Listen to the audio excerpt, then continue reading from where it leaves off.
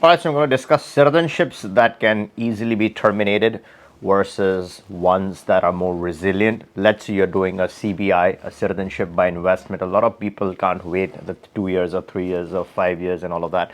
People want citizenship immediately. So they want to pay, purchase a passport, purchase a citizenship outright. There are only 10 options, realistically speaking, that apply where you can buy passports. Now, there are certain passports which are more easy to terminate. They're directly or indirectly controlled by a lot of the Western countries. So they have a strong influence over these citizenships. They decide the changes directly or indirectly. I'm not saying that they directly manage these programs, but obviously they can exert pressure because at the end of the day, these citizenships are selling a visa service, right? Some of them are selling pure visa services. If you use some of these passports at the bank, you're going to get flagged. Flagged in the sense there's going to be a suspicious activity report based on some of these passports because the banks have specific instructions from the West to do reporting back to the home country of the applicant who is presenting this secondary passport. Third world country nationals will typically purchase some of these passports with a strong visa free access. So essentially, you're not staying in the country for most of the times, right? You're purchasing the passport so you can get the visa free service. And this visa free is to a particular location. So let's say it's a visa free service to the EU. That's what a person is purchasing a passport for. So EU is going to feel the pressure because they're not getting any money for it. The country selling the passport is obviously getting the compensation, but eventually if it is an access to the EU, then EU is not making any money out of this. So they're obviously going to get pissed off. They're going to exert more pressure, and some of these countries directly dance to the tunes of the EU, the West. So there are around 5 options which are directly controlled. Needless to talk about which ones, right? There are 4 solid CBI citizenships still that you can purchase which don't fall under the direct control of the West. I'm going to discuss these options, but before we deep dive into this, if you haven't subscribed to the channel, make sure to subscribe so you don't miss out on any important details and updates regarding any of the programs. I almost cover all the programs that are available, not just the CBIs but also the residency by investment. And for people who don't believe in outright purchasing a passport, there are other options where you can easily get the citizenship eventually. A wait of sometimes 1 year to 2 years to 3 years to 5 years can get you different kinds of citizenships. Now, the first one on the list that I would like to point out is Cambodia. Now, Cambodia does have options. It has 2 options. One is a direct citizenship purchase where you're buying a property for 305k, and there are a couple of options to get this, but I'm going to discuss the best one.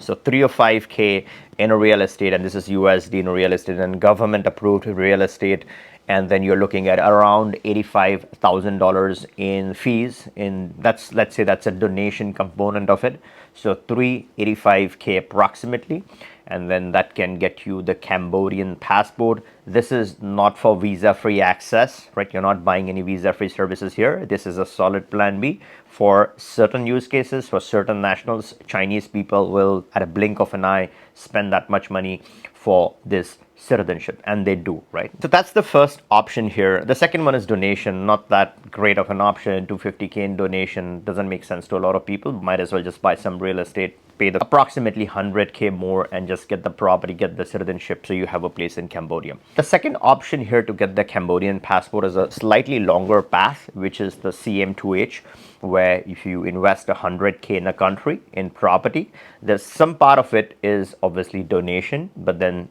the other half is in a property in Cambodia, and you also have to open up a business, and the agency really guides you through the process, and then you have a 5-year wait, right? And then after the 5 years, you can still pick up the same Cambodian citizenship through naturalization. This is one of the only options to pick up the Cambodian passport. The second on the list is Jordan.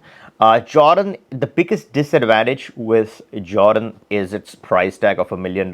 It's not really easy to move Jordan, right? They're not going to listen to any Western countries, no matter how much they try to terminate your passport. If you see some of the other ones, the Caribbean ones, you often have terminations all the times for various reasons. If you look at Cyprus, I never liked Cyprus, and I obviously reported this since quite some time. They terminated 800 passports eventually. So why was the citizenship awarded if they had to terminate 800 passports in the bargain? So those are the things I'm talking about.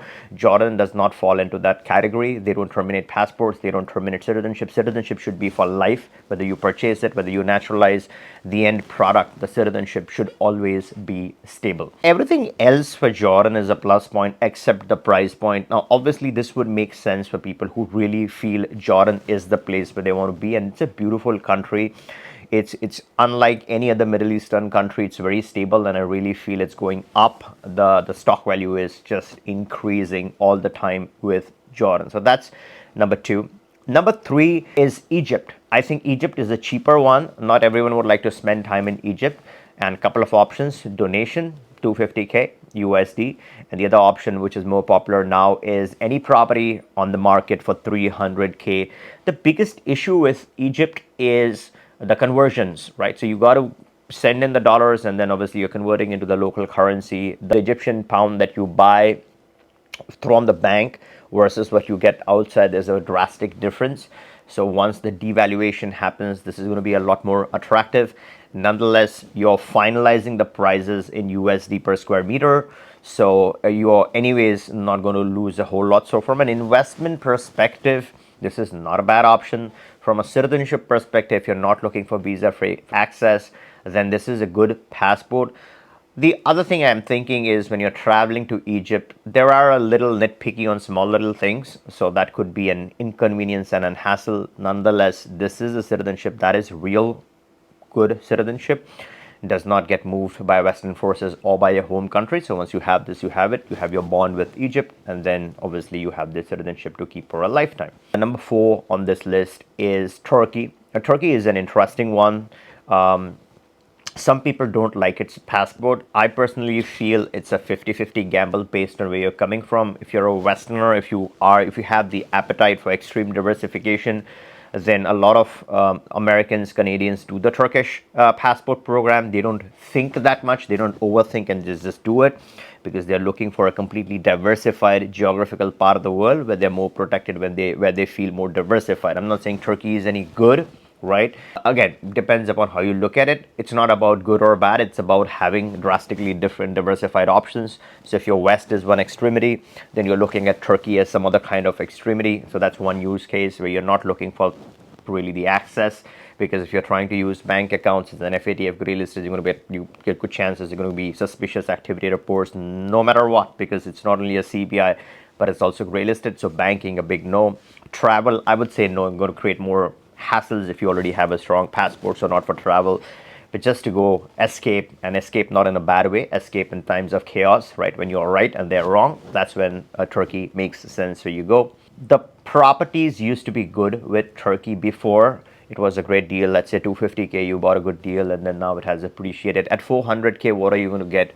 Maybe if you don't do your homework correctly, you might lose half the money right away, and then it appreciates, and then you make up for the difference.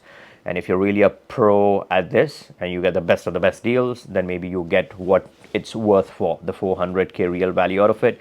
And hopefully in future, it might appreciate a bit.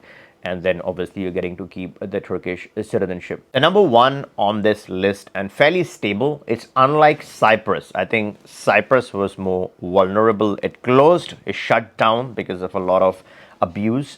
But Malta, I think, is a very good, solid, strong citizenship. Not only that it is a beautiful place to live, to spend time. It's part of the EU and whatnot. It has all the bells and whistles.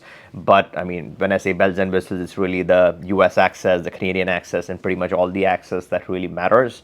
But apart from that, the citizenship itself is not that easy to terminate, right? The Western influences can't just go and terminate that citizenship that easily. It's a fairly stable option. There's a real threat that it's all going to close down.